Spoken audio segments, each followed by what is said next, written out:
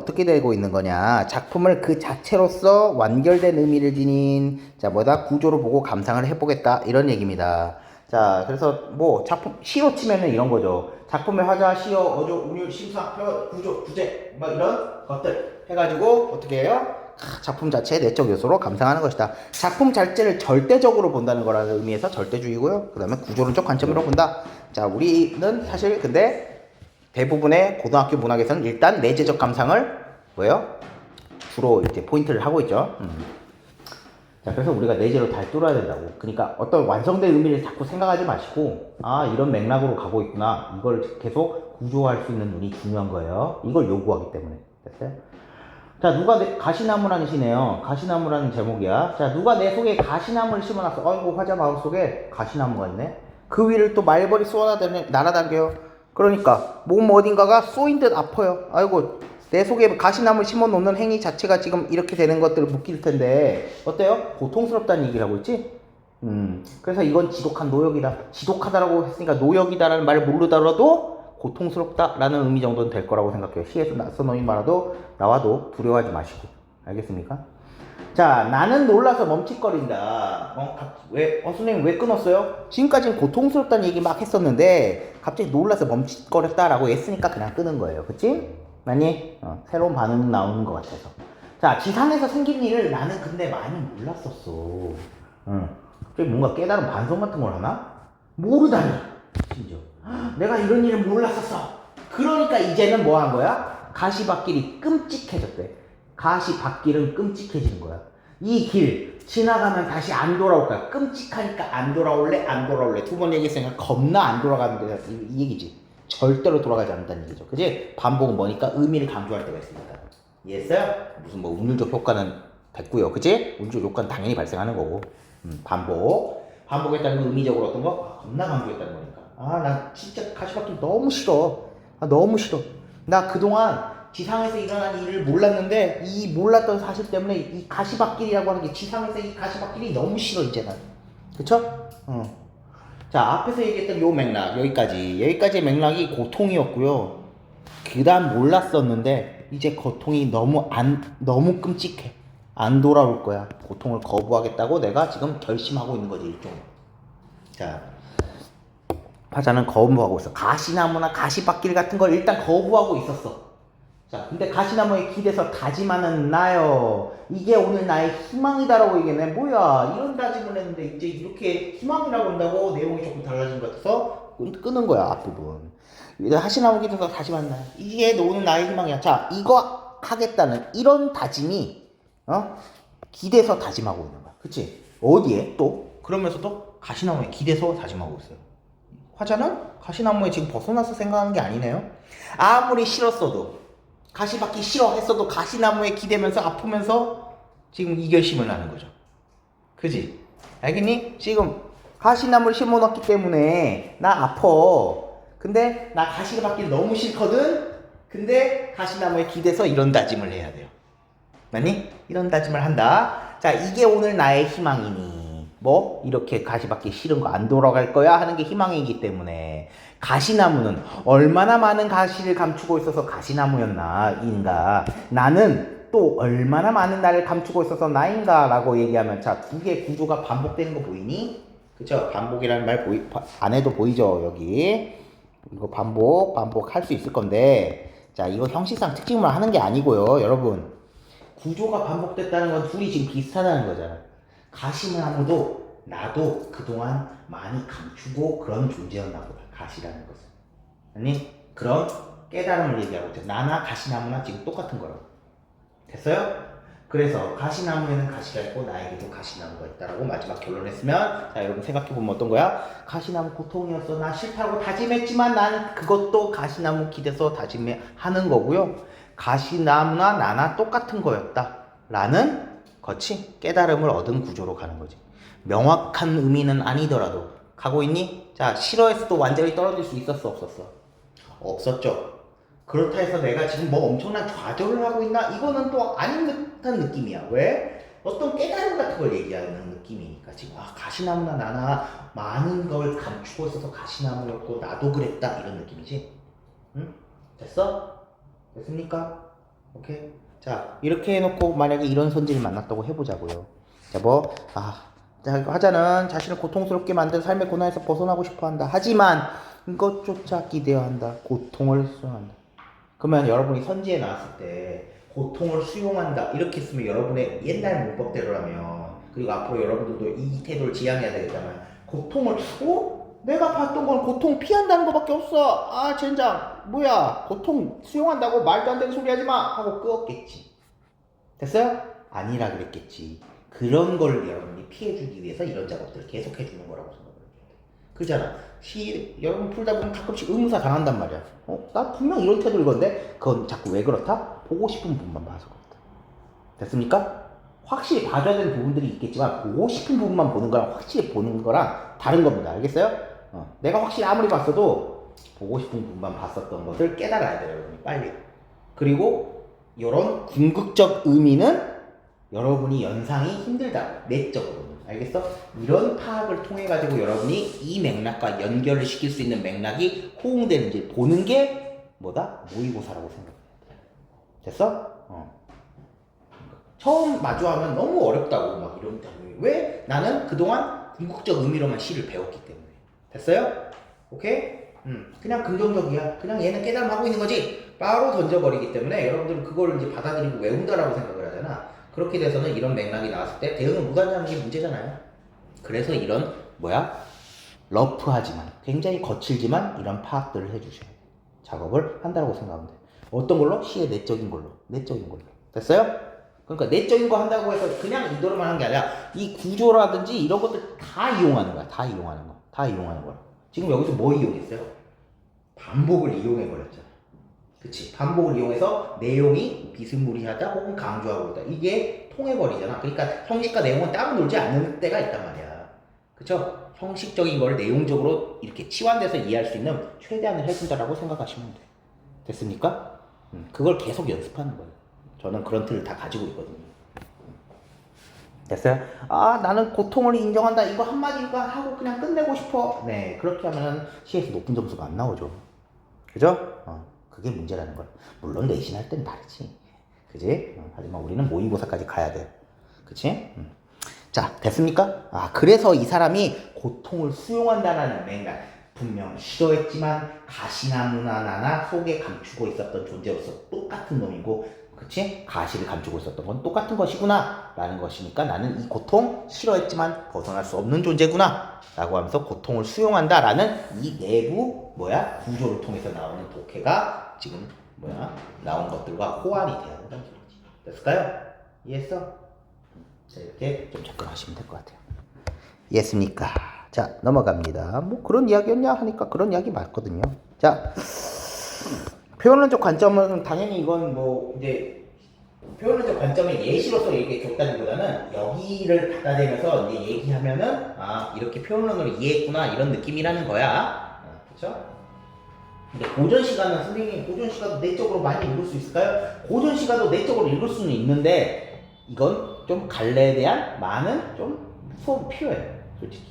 그러니까 쉽게 얘기하면 특강이라든지 이런 걸 통해 가지고 여러분들이 고전시가 한번 달려놔야 돼. 왜냐면 고전은 자꾸 말씀드리지만 얘기하려고 하는 갈래가 되게 비슷하거든요. 옛날 사람들 생각하는 게 비슷하다고. 어떤 놈은 자연친화 계속 얘기하고 어떤 놈은 임금에 대한 충성 얘기하고 이런 느낌이었거든요. 근데 그것들이 어떤 식으로 전개되느냐의 패턴을 조금 여러분이 익힐 필요가 있어요. 그러면 다른 표현이 나와도 처리할 수가 있어요. 그러려면 또 뭐도 좀 익혀야 되냐면 나중에 가면 필수어휘 같은 것도 좀 많이 익혀야 돼. 됐어? 그래서 해줘야 될 건 해줘야지. 그지? 아니 옛날 사람들의 세계관의 패턴을 읽어내는 그 많은 독해 작업은 같이 해야 되는 거예요. 알겠어요? 그러면 이제 이런 것들도 내적으로 다 뚫어낼 수 있거든. 됐어? 패턴을 알아야 되는 건데. 자, 모른다는 거 한번 해볼게요. 자, 연화로 집을 삼았어요. 몰라? 풍월로 덫을 삼았네? 풍월이라는 거 바람과 달이거든요? 바람과 닷을 친구 삼았네? 태평성대 병으로 늙어가네? 자, 이 중에 바란 일은 근데 허물이나 없었으면, 허물 잘못이나도 없었으면, 바란 일이 잘못 없었으면 하는 정도만 바라고 나머지 바라지 않는다는 소리거든요. 그러면 좀 이상하지 않니, 서인아? 아니, 병을 늙고 한다고? 그지? 뭐야? 늙어갔는데 나 잘못이나 없었으면 좋겠어. 아무것도 안 말해. 말이 안 되잖아. 조금. 그쵸? 그러니까 내적으로 하면 조금 보강이 안 되는 문제가 조금 생긴다. 됐어요? 물론 이렇게 이제 패턴을 읽게 되면 이거 자연스러워지거든요. 패턴을 읽게 되면. 됐어? 자, 뭐냐면 자, 여기서 병은 진짜 병이 아니라 자연에 대한 얘기를 하면서 병이라 그러면 자연을 사랑하는 병, 즉 나 그냥 자연을 사랑했다 얘기해요. 오버하는 표현이야 일종의. 응? 나 자연을 사랑하는 병으로 늙어갔다. 즉 나 그냥 자연 겁나 사랑해 이거. 됐어? 나 자연 너무 좋아. I love 자연. 오케이? 연화로 집을 삼았다. 풍월로 벗을 삼을 정도면 집을 삼고는 모르더라도 풍월로 벗을 삼과 거의 의미적으로 비슷하지. 자연을 벗으로 삼은 거랑 의미적으로 똑같다. 근데 얘로 집을 삼았다는 얘도 자연 아닐까요? 그래서 최대한 경량화를 시켜야 돼. 연화는 선생님 그러면 진짜 뭔데요? 안개와 노을이에요. 자연현상과 자연현상으로 집과 벗을 삼아서 자연 친화하겠다 그 얘기예요. 됐어? 알겠니? 태평성 때 평화로운 시대에 자연을 사랑하는 병으로 지낸다를 이렇게 오버하는 표현으로 하는 게 도전 인간들의 패턴 중 하나예요. 됐어요? 그래서 바라지랑 어떤 잘못도 없었으면 좋아. 허물 정도만 없으면 돼. 나머지는 바라지 않아. 나 그냥 자연 지내는 거 너무 좋아. 이 얘기하는 거. 됐습니까? 자, 조선 12국이라는 작품은 이왕 우리 천원이죠. 천원에 계신 분, 천원에 계신 얼굴. 자, 연기 여섯수란 워낙 여섯수로 이루어진 연설조로서 창작 의도를 밝힌 발문이라는 게 있는데, 뭐 그거보다 자 연지에는 이 여섯수에는 지금 이거 언지 이수니까 언지에 속한 거겠지? 자연 속에 살며 인간의 선한 본성을 회복하기를 바라는 뜻 됐을까요? 여기 주제가 되는 거죠. 자, 그리고 언학에서는요, 이제 우리가 육수까지가 언지 부분. 도산 12곡의 언지 부분이 뭐야? 1에서 6수까지인 거야. 됐어? 언학은 내가 이제 말하겠다. 어떤 걸 말하겠어? 선악본성을 어떻게 회복을 하려고 하냐면 너네 학문에 힘쓰라고 공부 열심히 해. 이렇게 한 거예요. 우리 이왕이 뭐 하는 사람이냐면 도산서원이라고 세우신 분이거든요. 서원이 뭐예요? 엄청난 아카데미예요. 옛날판 아카데미야. 아카데미를 세우신 분이니까. 거기서 우리 옛날 이제 자기 제자들한테 야 이놈들아 공부 열심히 하거라 이런 내용도 뒷부분에 담아놨다고. 됐어요? 그런 시 되겠습니다. 됐어요? 근데 이건 앞부분 언지 부분이니까 자연 속에 사는 즐거움으로 선한 본성을 다루고 있다. 뭐 이렇게 작가의 사상 배경을 이해할 수 있는 표현론적 관점의 예시 정도 되겠지. 됐을까요? 작가의 의도를 밝히고 있어. 됐습니까? 그쵸? 자, 넘어갑니다. 반영론, 뭐 시대를 갖는다. 자, 작품과 현실의 관계에 주목해서 사회현실이나 시대 상황들이 어떻게 반영되었는지 살펴보고 감상하는 관점이라고 했어요. 자, 우리 절정이라는 시 안 배웠던 사람 있는가요? 혹시 처음 봤다. 난 도저히 이거 처음 봤습니다. 있어요? 설 처음 봤니? 그건 아니잖아. 그치? 이육사 시인 걸 다 알고 있습니다. 일제강점기라고 치면 너무 쉬운 시지 사실. 그죠? 자, 거기에 뭐 이런 것 좀 되겠다 하면 너무 쉬운 시인데요, 여러분들. 그래도 내적으로 한번 파악해 보는 거야, 한번. 자, 매운 계절 채찍에 갈겨 맞았어요. 그래가지고 나 북방으로 왔대요. 그럼 나 매운 계절 채찍에 맞았으면 좋은 거니? 안 좋지. 그래가지고 마침내 북방을 휩쓸려온 건 내가 원해서 온 거니? 안 원해서 온 거죠. 원하지 않았는데도 와버린 거지. 강제로 와버린 느낌? 자, 하늘도 그만 진짜 끝난 고원이야. 높은 곳이네. 그치? 산 같은 거라고 생각하자고. 거기에 또 서리빨이 칼날질 정도로 이렇게 딱 칼날졌다. 서리빨이 딱 칼날졌어. 그 위야. 위에 섰네요. 그치? 거의 꼭대기에 섰다. 이런 느낌 되나요? 진짜 추워. 서리빨이. 어디다 무릎 꿇어야 되냐? 한 발 제가 모르잖아. 디딜 쫓아. 그러니까 어떻게 된 거야? 난 진짜 거의 끄트머리 있는 거지. 근데 밀면 난 죽어. 떨어졌어. 거의 낭떨어져 있는 거네요. 지금까지 어때요? 내가 점점점 극한의 위기로 갑니다. 그죠? 그러다가 얘가 갑자기 눈 감아서 생각이 뭔데? 갑자기 눈 감아서 이런 생각을 하는데 어떤 생각을 하냐? 겨울. 이 계절이었잖아. 나 지금까지 계속 힘들게 했던 계절이지. 맞지? 나 계속 힘들게 했던 이 계절은 무지개인가 봐. 이래. 강출로 된 무지개인가 봐. 여러분 무지개 하면 어떤 이미지 좀 생각나죠? 비 내리고 무지개 피면 뭐야? 좋잖아. 화창하고. 그죠? 비 다 개했다는 얘기잖아. 그지? 근데 갑자기 나쁜 얘기 겁나는 이 원인이 겨울이었는데 이걸 무지개로 여긴다고? 갑자기 흐름이 확 바뀌죠. 확 바뀌면서 여 앞에 무지개가 강철로 무지개가 되지. 그죠? 아니 강철로 된 무지개라는 건 일단 말이 안 되잖아. 그러면 여기서 여러분이 생각할 거 뭐? 말이 안 되는 표현을 썼다? 역설법. 네. 자, 역설법을 속도로 헤아려보자. 그럼 뭐겠어요? 자, 이 극한의 위기를 얘기하지만 말이 안 된다고 끝내는 게 아니라 어떤 의미일까? 생각해보자. 겨울은 강철로 됐지만 강철은 지금까지 한 이미지랑 좀 통해 안 통해? 뭔가 좀 안 통해? 자, 안 통하다면 여러분 강철은 좀 차갑단 말이야. 혹은 강철보다는 무지개에 대립된 의미 정도 될 거 아니야. 말이 안 된다는 건 대립된 걸 섞어놨기 때문이거든요. 자, 무지개에 반대면은 무지개는 약간 화창할 때니까 차갑고 이런 거지. 그렇기 때문에 어떤 게요? 이 계절하고 좀 이미지가 통하는 게 있어. 차가운 거랑 좀 통하는 게 있어. 그쵸? 겨울은 시련이었는데, 쉽게 얘기하면 강철의 세월이었는데, 나를 이렇게 힘들게 한 세월이었는데, 언젠간 무지개 되겠지? 자, 그러면 이 겨울 이제 견딜 수 있어, 없어? 있어. 그쵸? 왜? 무지개는 오니까. 됐어요? 자, 여러분이 그냥 의지적 태도라고 그냥 외워버린 거가 이것 때문에 나오는 거라고요. 여러분 의지적 태도하면 뭐 떠올릴 건데? 여러분 의지적 태도하면은 뭐 어떻게 또 뭐만 찾을 거예요? 어미만 찾겠죠. 서술문만 찾을 걸? 어떻게? 나 이거 해야지. 나 앞으로 견뎌낼 거야. 이런 것만 찾을 거 아니야. 그쵸? 의지를 보일 것 같은 문구만 찾을 거 아니야? 없잖아. 없어도 의지라고 돼야 되거든요, 이거. 됐어요? 물론 여러분들은 배웠어요. 그러니까 배우니까 의지라는 말을 했을 때 어색함이 없지만 여러분의 목표는 몰라도 이런 맥락 속에서 나올 수도 있는 의지를 아는 게 중요한 거지. 선지의 의지적 태도라고 했는데 아니 뭐가 의지입니까? 역설밖에 없고 뭐야 겁나 힘들다고만 얘기하는데 근데 이 역설법이 내적으로 봤더니 극한의 부정으로 갔다가 마지막에 희망의 걸로 얘기하는 느낌으로 가버렸다고. 심지어 역설? 그러니까 이거는 바뀐다는 얘기야, 언젠가는. 그럼 나는 역설적으로 다시 이 겨울은 이걸 위해서 견딜 수 있다가 되는 거야. 됐습니까? 오케이? 그래서 시련을 극복하겠다는 의지를 어떻게 담았다? 역설적 표현을 담았다 하면은 이게 강인한 태도를 보였다 하면 뭐가 돼요?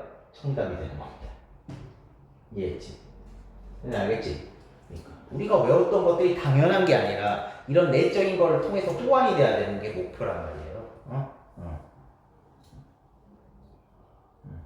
여러분이 아무리 배웠어도 외웠어도 의지는 이해되지 않았을 거야. 하지만 이렇게 되니까 의지가 될 수 있다가 연결이 되는 거라고. 그래서 이런 걸 목표로 삼으셔야 된다고, 여러분들이. 뭐를 위해? 고등학교를 위해서. 됐습니까? 고등학교를 위해서는 이 정도까지 갈 노력을 앞으로 같이 계속 해야 되는 거야. 자, 형식적인 거 한 번만 보자. 뭐 맵다, 그 감각적인 거 표현 썼다 이런 거는 다 제칠게요.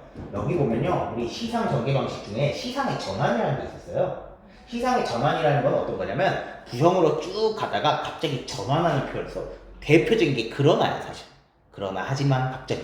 근데 그것보다 또 이럴 때 어때요? 부정에서 긍정으로 전환돼 버렸죠. 여기 부분이 그 역할을 해주는 거지. 됐을까? 자, 그것도 됐고요. 자, 이거 기승전결이라고도 할 수 있지? 기승전결도 배웠죠?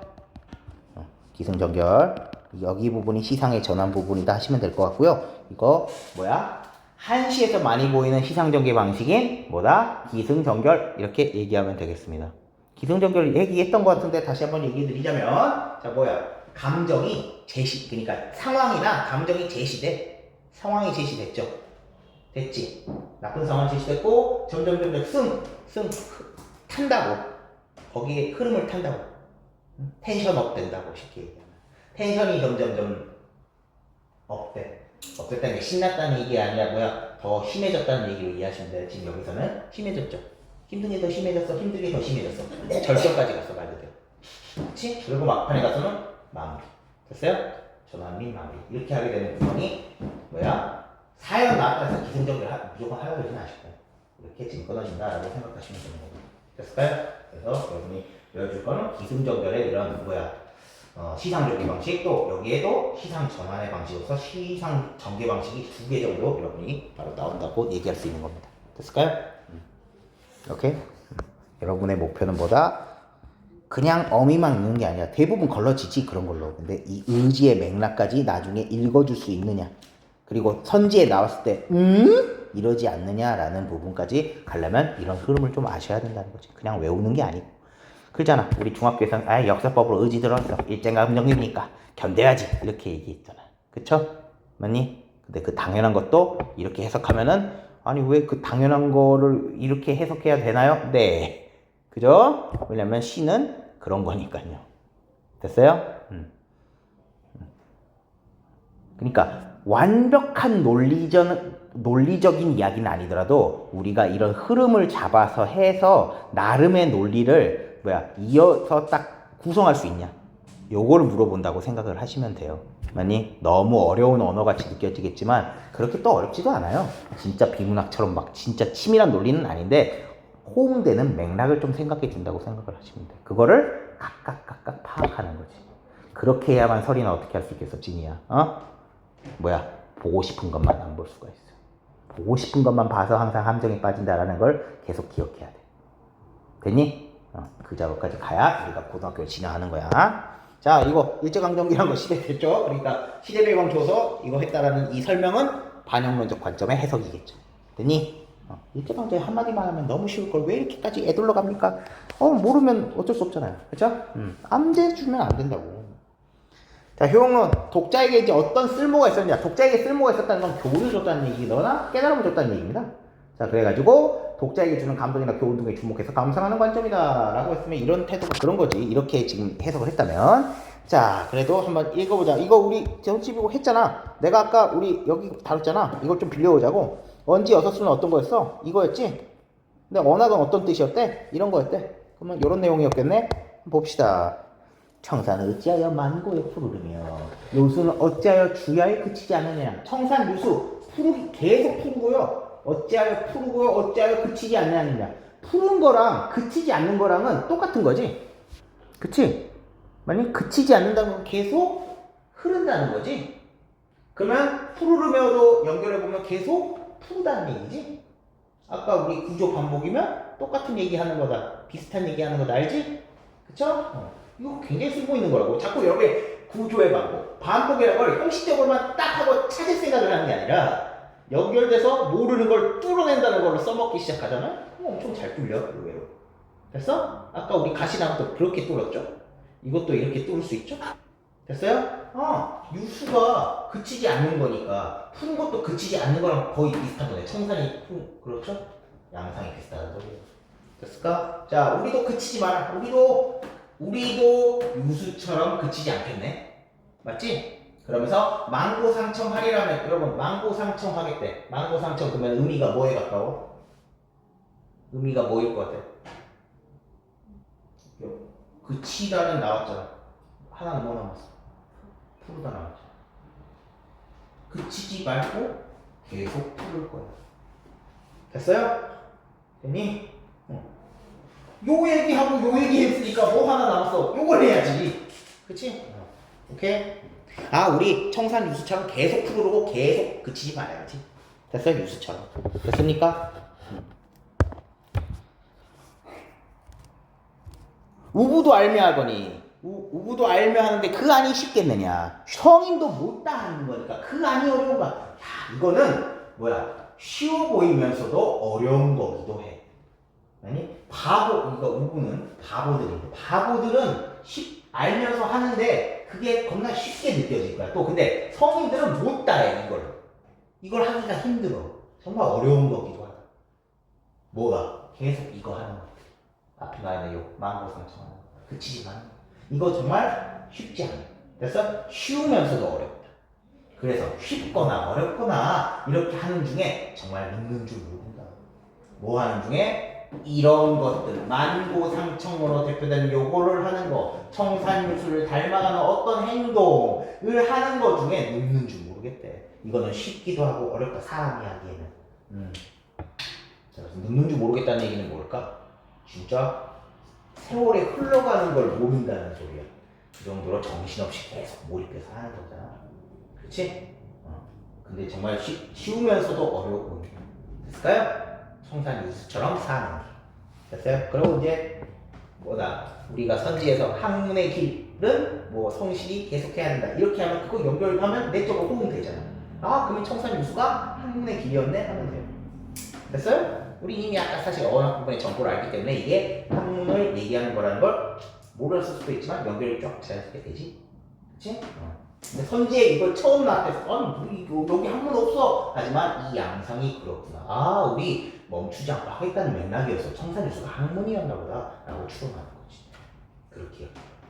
됐습니까? 자 그래서 그치지 않는 모습. 청산이 뭔데 선생님? 청산 유수는 흐르는 걸. 그러니까 그치지 않는 거지. 흐르는 거고. 됐을까요? 자 독자는 학문의 길 걷는 사람이 지녀야 되는 삶의 태도. 계속 성실해라. 이거를 깨달을 수가 있습니다. 우리가 갖는 깨달음을 얘기했으니까 뭐죠? 효용론적 관점으로 해석한 거겠네요. 됐을까요? 자, 종합적 관점은 이런 것들 막 하면서 다른 것들도 쓸 수 있겠다 라는 얘기고요. 뭐 나머지는 괜찮습니다. 자, 오케이 넘어갑니다. 자, 1번 4번 다음 글 무릎에 갖다 씌워. 자, 이 시의 제목은요 김종길의 성탄제라는 시예요. 자, 이건 정말 내적으로 해석하기 쉽거든. 한번 해보자고요. 어두운 방 안에는 빨간 숯불이 펴 있어요. 자, 외로이 늙으신 할머니가요 애처로이 잦아드는 어린 목숨을 지키고 계셨대요. 아이고, 빨간 숯불 핀 어두운 방에서 어떤 어린 목숨이 죽어가는데 지키고 계시는 우리 할머니. 이윽고 눈 속을 아버지가 약을 가지고 돌아오셨다. 누굴 위해서? 잦아드는 어린 목숨을 위해서였겠죠? 그래서 아버지가 눈을 헤치고 떠오시. 아버지라 그랬으니까 이 어린 목숨은 누구였겠어? 나였겠지. 그치? 자, 눈을 헤치고 떠오시. 그 붉은 산수 열매가 뭐랑 호응되는 거야? 약이랑 호응되는 거네요. 아버지 누굴 위해서 약이자 붉은 산수 열매 따온 거야? 나를 위해서 따온 거야. 내가 뭐 했는데 애처로이 잦아드는 어린 목숨이었거든. 그리고 약이 필요한 거니까 나는 아팠거든. 그쵸? 됐지? 나는 한 마리 어린 짐승. 아이고 벌써 얘기해 줘버렸네.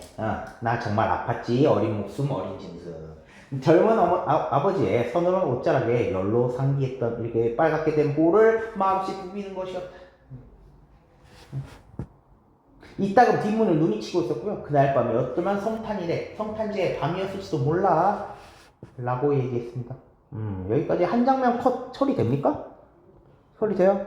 눈 딱 핀 날에 아버지가 뭐야 아들내미 위해서 날 위해서 산수열매 탁 가지고. 그치? 요 정도의 장면이랑 끝났잖아. 어느새 나도 그때 아버지만큼 나이를 먹었어요. 자 그럼 여기서 크게 보면 끊어야 돼 안 끊어야 돼? 끊어야 되겠지. 왜? 이제 세월 지나서 나이 먹었네. 그쵸? 뭐만큼? 우리 아버지만큼. 세월이 흘렀네요. 옛것이라고는 찾아볼 길 없는 성탄제 가까운 도시에서는 이제 반가운 그 옛날의 것이 내리는데 뭐가 내려? 눈 내리겠지. 그치? 자, 눈 내리는 밤이 된 거야. 어느 날 딱 내가 나이 들어서 보니까 이 눈 내리는 밤. 그렇지? 서러운 30살 나의 이마에 불현듯 아버지의 서늘한 옷자락을 느끼는 거야. 우리 서늘한 옷자락을 느꼈던 그 순간의 밤 있습니까 없습니까? 여기 있었네. 그치? 이걸 여전히 느끼고 있네. 불현듯 갑자기 느끼는 거네요. 자, 이렇게 느끼게 되는 것은 눈 보면서 아버지가 그 약 타오고 내가 이렇게 부볐던 그 시절을 생각하는 것은. 그치? 자, 그건 눈 속에 따오신 산수유 붉은 하늘이 아직도 내 피 속에 녹아 흐른다. 그러면 여기서 나를 위해서 이렇게 따오신 거는 그죠? 이 아버지의 뭐랄까? 아버지의 사랑이겠지. 그죠? 아버지의 사랑은 아직도 내 혈액 속에 녹아 흐르고요. 또 나는 눈을 보면서 그걸 갑자기 불현듯 떠올릴 정도로 갑자기 뭐가 되는 거야? 아버지의 그 사랑이 뭔가 그리운 거지. 생각하고 있는 거죠? 됐을까요? 적어도 계속 생각 중. 맞니? 그리움이라고 하는 건 안 떠오른다면. 맞죠? 계속 생각 중. 어느 날 내가 나이 들어서도 눈 내리는 거 보면서 아버지가 나를 위해서 따온 산수열매 계속 생각 중. 아직도 흐르고 있음. 됐음? 자, 요 정도 맥락이죠. 자, 1번. 이 시에서 나는 성탄제 무렵 눈 내리는 모습. 어린 시절 회상 중. 나가 아팠을 때 아버지가 눈속에 치고 산수열매 따왔기 때문에 아버지의 사랑을 그리워하고 있다. 괜찮나요? 사실 이건 너무 쉬운 거지. 자, 뒤로 갈게요. 2번. 자, 색채 대비. 자, 이제 현실상 특징으로 갈 텐데요. 자, 색채 대비를 통해서 이미지를 보다 선명하게 형성하고 있다. 여러분, 색채 대비를 할 때 주의해야 될 게 하나 있어요. 대비라 그러니까 자꾸 대조 생각하는데 대조가 아니에요? 대조가 아니야. 그냥 대조됐다 하면은 너무 여러분이 뭐만 생각해서 내가 얘기하는 거예요? 옐로우하고 아니 빨간색, 레드하고 블루만 생각하고 그린하고 뭐냐 화이트하고 블랙만 생각하면 안 된다고요. 보색 관계만 대조가 아니라요. 색채 대비는 그냥 색채가 2개 이상 나면 다 색채 대비예요. 됐어요? 초록색하고 하얀색 해도 돼. 전혀 관계없잖아. 2개. 맞지? 색적으로 관계없지? 맞니? 근데 그냥 2개 해놨으면 뭐예요? 색채 대비예요. 됐어요? 검은색과 붉은색. 그 다음에 흰색과 붉은색은 이런 시어들을 통해서 볼 수가 있죠. 깜깜 어두운 방 아니야. 근데 빨간 수풀 이런 것들이 대비돼서 이 장면들을 형성하고 있다. 괜찮고요. 자, 3번. 우리 식구의 의미, 시어의 의미 연결해 보면 눈 뭘까? 아, 내가 아프게 한 계절 아니야? 그쵸? 붉은 산수유 열매는 뭐야? 아버지의 사랑이지. 어린 짐승 누구였어? 나라고 이미 얘기했기 때문에 여러분 바로 니은 고르시면 되고요. 산텐제 밤은 아버지의 사랑을 숭고한 사랑으로 승화시키는 그 순간이 되겠네요. 자, 4번. 자, 외적, 내적만 가르면 건 너무 중학교야. 우리 고등학교까지 가자. 더 자세하게. 자, 뭐요? 작가론이냐, 그러니까 표현론이야, 효용론이야, 아니면 반영론이야까지 갈게. 자, 1번. 외로이 늙으신 할머니가 어린 화자를 돌보고 있는 것은 시인의 성장 배경. 어이구, 시인 성장 배경? 시인은 작품을 표현한다. 표현론. 외제적 관점이겠죠. 자, 그 다음에 2번. 눈속을 헤치고 약을 구한 아버지의 사랑은 삭막한 현실을 극복할 수 있는 인간으로 확장될 수 있겠군. 저는 이거 솔직히 내재인지 모르겠거든요. 근데 이런 느낌이면 그냥 식구만 해석한 느낌이라서 내재라고 했고요. 약간 이걸 느낌적으로 막 이렇게 이런 빨간색으로 바꿨으면 바로 효용이 되겠죠. 뉘앙스를 좀 알겠니? 이건 그냥 구절 해석한 느낌이라서 그냥 딱 내적으로 본 건데 솔직히 좀 동의할 수 없고요. 뭐야? 이런 느낌으로 좀 보셔야 되는 게 있어요. 이런 교훈을 전달하겠고 이런 느낌 인간애라는 것을 뭐야 독자에게 느끼게 하는 건 이렇게 됐으면 효용론이 이제 되겠죠. 그냥 이거는 그대로 해석했다 해서 내적으로 그냥 봐버린 느낌. 자, 나머지 옛것이란 거 찾아볼 거는 성탄제 가까운 도시라는 표현을 통해 삭막한 현실 시대 현실 뭐야 반영론 그쵸 외제고요. 그 다음에 방광구 옛날의 거 눈이죠. 이 구절은 화자에게 어린 시절 떠오르게 하는 역할 식구 그대로 해석했네. 그치? 자, 내재 작품론이죠. 절대론이고요. 내재에서는 절대론 그거잖아. 작품 자체. 자, 그 다음에 선으로 옷자락. 역시 이 구절은 화자가 과거에 경험한 아버지의 사랑을 형성한 것이겠고 역시 이 구절만 해석했네요. 내재. 그쵸? 근데 이걸 보고 나는 뭘 느꼈어 이래버리면 효용. 자, 그 다음에 마지막 내 혈액 속에 녹아오르는 산수유는 과거에서 현재까지 이런 가족애를 의미한다고 볼 수 있겠고 그냥 식구만 그대로 해석한 느낌이라 하는 거고 이걸 보고 가족애라는 것이 오늘날 지니는 가치가 있겠고 뭐 있다는 거 이러면 다 뭐가 돼? 효용이 되는 거야. 됐어요? 오늘날 지니는 가치가 있겠군. 맞니? 그럼 오늘날 교훈을 준다는 거니까. 알겠어요? 자, 됐습니다. 됐고요. 자, 뒤로 갑니다. 자, 2작품만 더 하면 되겠네. 자, 봐봅시다. 자, 신석정이라는 시인의 봄을 부르는 자는 누구냐라는 시랑요. 그 다음에 백두산을 오르며라는 정호승 시인의 시가 있어요. 자, 이 2작품입니다. 자, 작품 제목 띄워놓고 한번 읽어봅시다. 자, 봄은 푸른 수레를 타고 바다 건너 먼 사명을 넘어가지고 어떤 산에 투숙을 했다가는 기어코 언덕길을 돌아올 거야 라고 한다. 얘들아, 기어코 온다는 건 어떤 의미니? 기어코 와. 기어코. 어쨌든 언젠간 반드시 온다는 얘기거든요. 이 말은. 봄이 이러 어떻게 애굴러 가는 그렇게 먼 길 돌아서 삐 돌아서 해도 언젠가는 온다 얘기. 됐어? 기어코라는 말은 그런 의미야. 기어코 온다는 건 알겠지? 자, 그러니까 봄은 반드시 온다는 어떤 얘기네? 아침에도 날이 꽃같이 흰 안개가 걷기 전부터 사람들은 언덕길 만날 때마다 푸른 봄이 오리라는 즐거운 이야기. 뭐 이런 이야기 했다는 거지. 봄은 언젠가 올 거야 라는 그런 이야기를 했지만 했건만 했으면 뒤집히는 뭐가 나오겠네. 그지? 믿음을 가지고 있어. 봄이 온다는 어떤 즐거운 이야기 믿음을 가지고 있어. 언제가 올 거야? 자, 근데 헤어질 때마다 전설같이 믿을 수 없는 지네들의 슬픈 이야기를 목매어서 그러면 이 뭐야 반전돼 버렸다. 즐거운 이야기랑 슬픈 게 대조되지. 그죠? 얘네들 즐거운 이야기 했지만 헤어지면 슬픈 이야기를 하면서 울었대. 지들. 그러면 그 슬픈 이야기 내용은 뭘까? 봄이 오리란 즐거운 이야기의 반대니까 봄이 안 올 거야. 이거겠지? 그쵸? 대조가 되니까. 맞죠? 우리 내적으로 뚫고 있는데 대조가 되면서 이 슬픈 이야기 내용은 당연히 봄이라는 거가 계속 얘기하고 있는데 봄은 안 오겠지 이런 얘기가 되겠구나. 됐을까요? 확인만 하면 돼. 그중 어떤 젊은 친구는 이런 사람들 중에 하나는 말하기를 봄은 지구에서 아주 자취를 감추었어. 단념했대. 뭐야 맞네. 그치? 봄 포기한 놈이네. 또 어떤 친구는 말하기를 또 어떤 친구 말하기를 이렇게 했으니까 이거나 비슷한 의미겠지? 반복 구조 반복 그지? 또 봄 안 온다는 얘기야. 봄은 어느 아늑한 성처럼 멀리 떠나버렸어. 안 보여 안 와. 기억 보는 게 아니라 그냥 멀리 가버렸어 라고 비슷하게 단념했겠지? 그쵸? 사람들이 모여가지고 봄이 오리란 즐거운 이야기도 했지만 각각 떨어지면은 봄이 안 올 거야 하면서 단념해버렸다 이런 얘기지. 그치? 그러면서도 그들은 봄은 어느 성자에서 또 다시 오지 않나 하고 또 모조리 전설 같은 이야기를 부질없이 소곤대기도 했어. 그럼 또 다시 모이게 되면 어떤 거야? 그래도 봄 안 와? 오겠지. 이런 식으로 부질없다는 거는 뭐예요? 어떤 노력도 하지 않고 그러니까 어떤 노력도 하지 않고 부질없다는 게 아무 쓸모도 없고 아니 그런 이야기 했다는 거야. 모이기만 하면 그냥 다시 오지 않을까 이렇게 부질없이 소곤대기도 했지만 소곤거리기도 했지만 다시 오지 않을까 그렇지만 그러나 나왔으니까 또 이거 아니라는 거잖아. 그치? 또 아닌 이야기 또 나온다는 거야. 아무리 꽃같이 흰 백매가 핀다르기 소란이 핀다르기 피는 거니까 꽃이겠지? 자, 이미 계절이 떠나간 이 빈 지구에 봄이 온다는 이야기를 믿을 수야 있겠느냐라고 제각기 또 만나는 대로 심장을 앓으면서 아파했다 슬퍼했다 얘기겠네? 그럼 얘네들 모여서는 그래도 좀 오지 않겠어? 그래도 좀 봄이 오지 않겠어? 이렇게 얘기하다가도 여전히 안 믿는다는 거지. 못 믿고 단념하게 한다는 거지. 사람들이 갈팡질팡 한다는 거네. 아니? 근데 조금 더 비중이 쏠린다면 사람들은 좌절에 조금 더 비중이 쏠리는 것 같아? 아니면 희망에 좀 힘을 싣는 것 같아? 단념에 힘을 좀 싣는 것 같지? 사람들 반응은.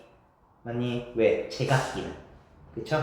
제각기는 다 단념도 하고 이렇게 하면서 아파하기도 하고 못 믿고. 그죠? 이런 거니까 두 개가 공존하고 있는데 어느 쪽이 힘이 좀 세? 좌절 쪽이 조금 더 힘이 세. 단념이 힘이 더 세. 그지?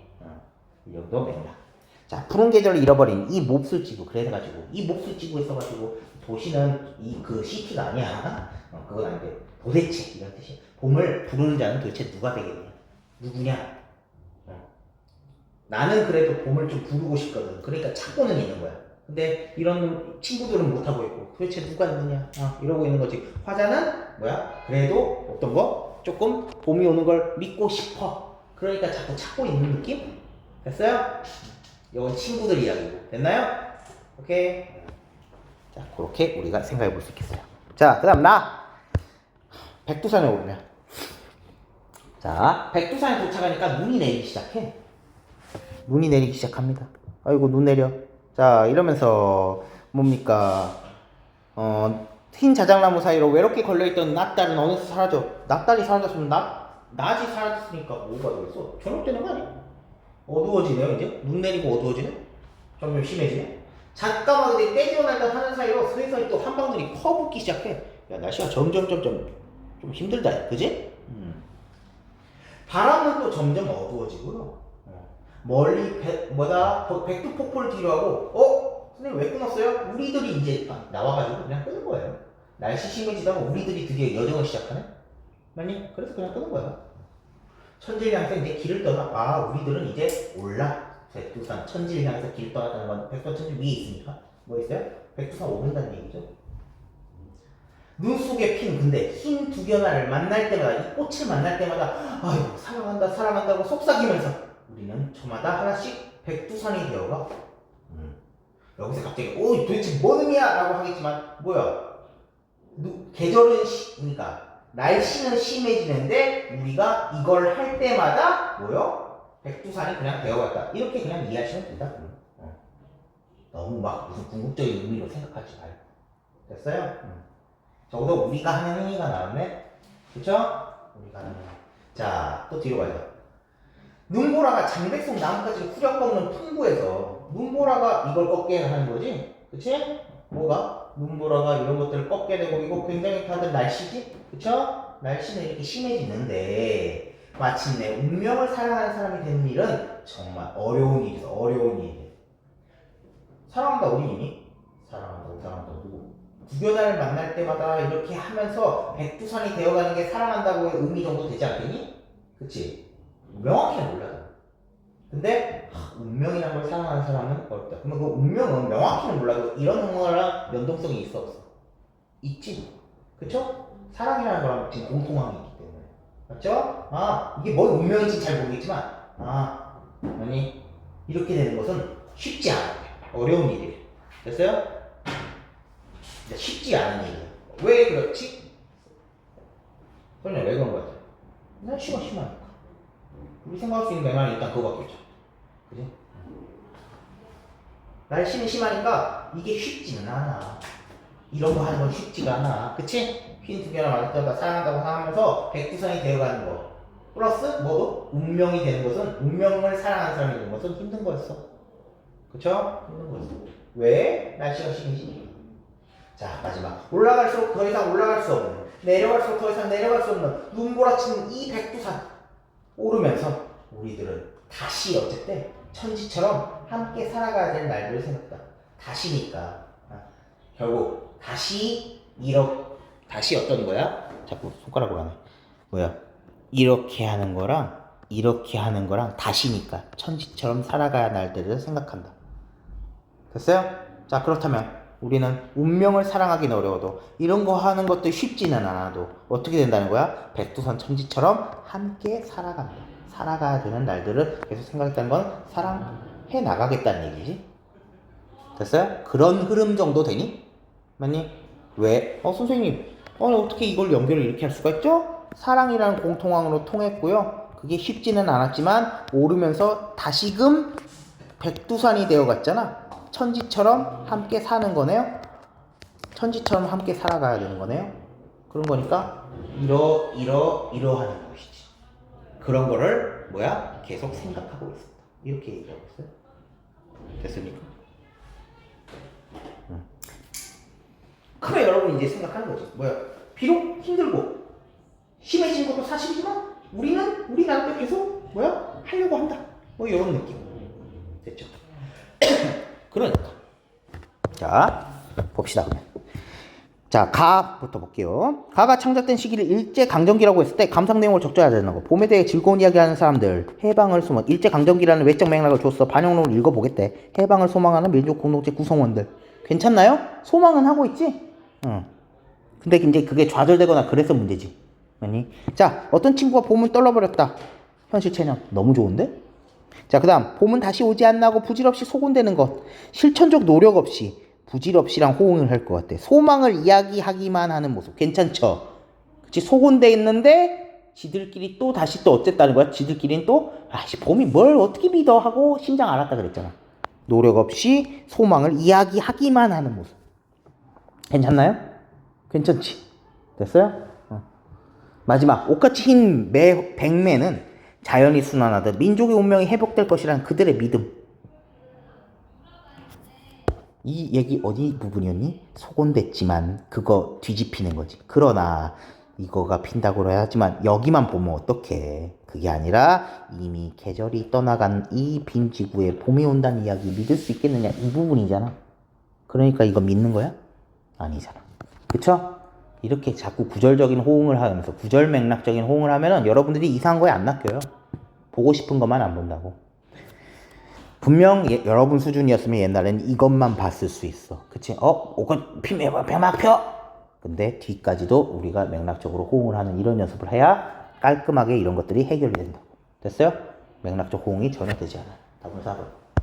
자, 6번 이제 형식상 특징. 가, 의문형 어미 있기만 하면 되겠네요. 있네?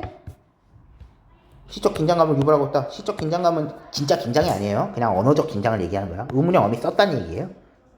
의성어 활용해서 상황을 생동감 있게 묘사. 가에는 의성어가 없습니다.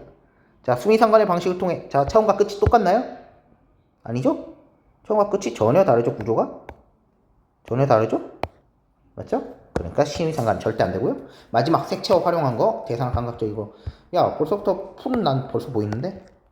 색채어만 찾으면 되잖아요. 또 이미 눈이니까 하얀색도 있겠지만 흰 두 개나 이런 것도 있고요. 그쵸? 흰색 빨린다. 맞니? 자, 그 다음에 7번. 나에서 실현 의미한 시어. 자, 뭐 일단 얘는 사랑하는 대상이니까 절대 고르면 안 되지. 절대 고르면 안 되고. 장백송. 선생님, 장백송은요, 눈보라가 장백송 나뭇가지를 꺾는 거잖아요. 그러면은 눈보라가 부정적이지. 장백송 그냥 장백송이. 이렇게. 됐죠? 됐어요? 다음은 A에 대한 감상이다. 자, 뭐 빈칸에 알맞은 거. 시 전체의 주에 대한 내용을 담고 있는 부분. 시련을 극복하기 위해 함께하는 공동체적 삶에 대한 화자의 발언. 네. 함께 살아가야 될 날들. 아, 공동체 정도만 넣으면 되는구나. 그쵸? 함께 살아간다. 백두산 천지처럼. 우리 저마다 하나씩 백두산이 되어가면서 함께 살아가는 천지처럼 되는 거다. 됐어요? 그러니까 궁극적 해석이라는 게 별거 없을 때도 많다고요. 알겠니? 자꾸 막 뭐가 따로 있겠지 이런 거를 버려야 돼요, 여러분들이. 이해들 됐습니까? 네, 이렇게 하시고 나머지 거는 좀 여러분 풀어보시고요. 여러분이 좀 빨리 좀 저의 스타일에 익숙해지길 바라는 마음에서 계속 찍고 있어요. 그렇죠? 그래서 요걸 좀 자, 풀어보신 다음에 또 내적으로 해명하면서 풀어보는 거 같이 하면은 될 것 같습니다. 자, 그래서 영상은 다음 주에 또 찍으면 한번 보시고요. 여기까지 하겠습니다.